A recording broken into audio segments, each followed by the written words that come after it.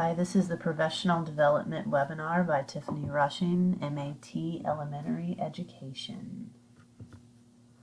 I chose the book The First Days of School, How to Be an Effective Teacher by Harry K. Wong and Rosemary T. Wong.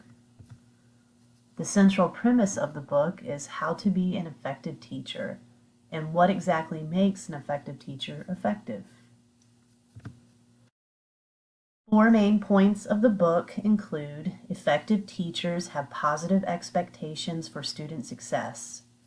Effective teachers are excellent classroom managers. Effective teachers know how to design lessons for student mastery. And effective teachers cultivate positive teacher-student relationships. Effective teachers have positive expectations for student success. Effective teachers exhibit positive expectations towards all students. Having positive expectations or high expectations means the teacher believes in the learner and that the learner can learn. Research has shown students will produce what the teacher expects they will produce. If the teacher believes the student will produce low quality work, then that is what the student will likely produce.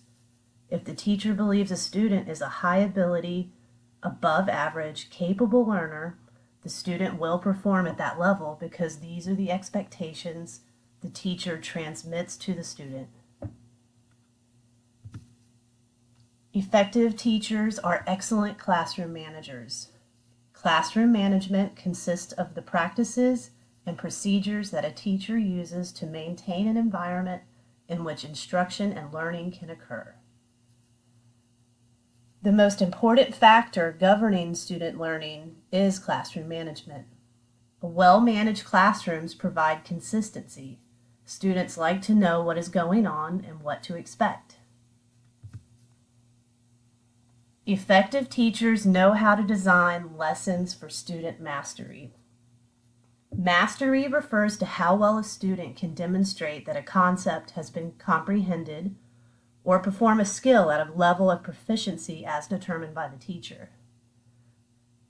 The greater the structure of a lesson and the more precise the directions on what is to be accomplished, the higher the achievement rate. To teach for mastery, an effective teacher must do three things. First, know how to design lessons in which a student will be able to learn a concept or skill to a goal or standard. 2, know how to deliver the instruction to teach the goal or standard. And number 3 is know how to assess and provide corrective action for learning so the student can master the concept or skill. Effective teachers cultivate positive teacher-student relationships. Effective teaching is all about positive teacher-student relationships.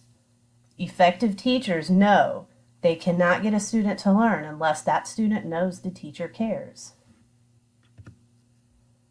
To show you care, do the following 4 things. When you address a student, use the student's name. When you address someone by name, you are treating that person with dignity and respect. 2, say please and thank you. Kindness begins with the word please. Thank you says to others that you appreciate their effort and kindness.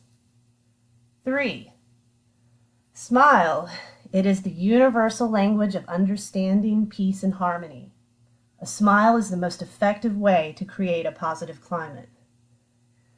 And number 4, be a caring, warm, and lovable person. One of the important teaching ideas or strategies I learned from the book was your success during the school year will be determined by what you do on the first days of school. Knowing how to structure a successful first day of school will set the stage for an effective classroom and a successful school year. Effective teachers spend time organizing and structuring their classrooms so the students know what to do to succeed. Consistency is the most important thing to establish in the first week of school. Students want to know what is happening. Successful teachers have a script or a plan ready for the first days of school. Another important idea or strategy I found was plan lessons using a backward design. A backward design contends that instead of planning a lesson around favorite activities, a more effective lesson should start with the results you want to achieve. There are 3 steps in the backward design process. First, identify desired results. Second, determine acceptable evidence.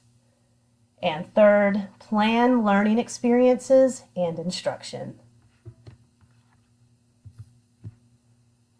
The favorite passage I picked was, quote, "The only difference between an effective teacher and an ineffective teacher is the ineffective teacher is simply not doing what the effective teacher is doing. Do what the effective teacher is doing, and the ineffective teacher will be effective instantly." I thought this book did a great job at detailing what makes an effective teacher effective. I've learned many things that I can use that when implemented, I am much more confident that I will be an effective teacher. Thank you.